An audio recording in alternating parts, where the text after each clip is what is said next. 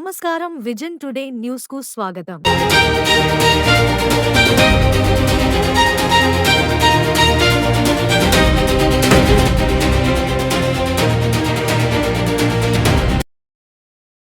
Okay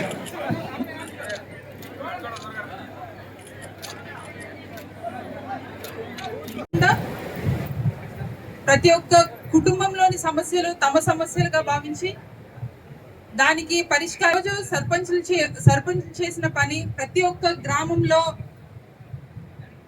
స్థిరస్థాయిగా ఉండిపోతుంది.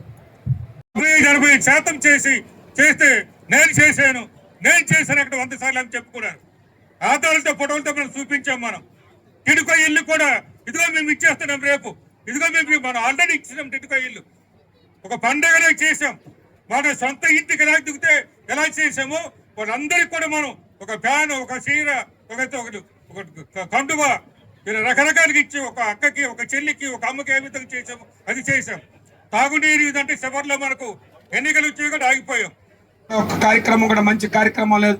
ఏం కార్యక్రమం చేస్తా ఉన్నారంటే మనం నియమించిన ఉద్యోగాలు తొలగించే కార్యక్రమం లేదు. మన నియామకాలు చేసిన వాళ్ళకి ఉద్యోగాలు తీసి తిరిగి కొత్తగా ఉద్యోగాలు అవినీతి కార్యక్రమాలు తప్ప ఈ ప్రాంత అభివృద్ధి కోసం చేసిన కార్యక్రమాలు లేవు. మంచి కార్యక్రమాలు తేటతలం అయిపోయింది. ఎక్కడ కూడా ఏ సమావేశాలకు రారు, జిల్లా పరిషత్ సమావేశాలకు రారు, చాటుమాటున సమావేశాలు పార్తీపురంలో పెట్టుకుంటారు. ప్రజాప్రతినిధులుగా మమ్మల్ని పిలిచి ఆహ్వానం ఉన్నా చెప్పకుండా చేస్తారు. కారణం ఏంటంటే మేము నిలదీస్తాం, మీ వైఫల్యాలు నిలదీస్తామని చెప్పి. కానీ ఇవాళ మీరు ఆ కార్యక్రమాలు చేయరు. ఎందుకంటే ఈ 2 సంవత్సరాల కాలంగా మీరు పూర్తిగా మీ ప్రభుత్వం వైఫల్యం చెందింది.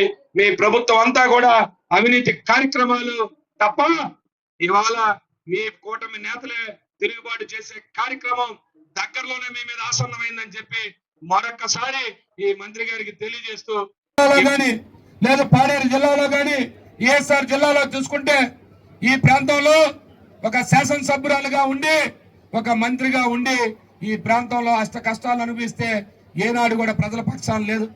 తిరిగి పైపెచ్చి ఏం చెప్తారంటే ఎవడైనా ఎప్పుడైనా అడిగితే నాకో జ్వరం వచ్చింది, నాకెవరు చూస్తారని చెప్తారు తప్ప నేను ఈ ప్రజల కోసం ఉన్నానని చెప్పి ఏనాడు చెప్పి ఈ ప్రాంత ప్రజలకు భరోసా ఇచ్చే కార్యక్రమాలు చేయలేదు.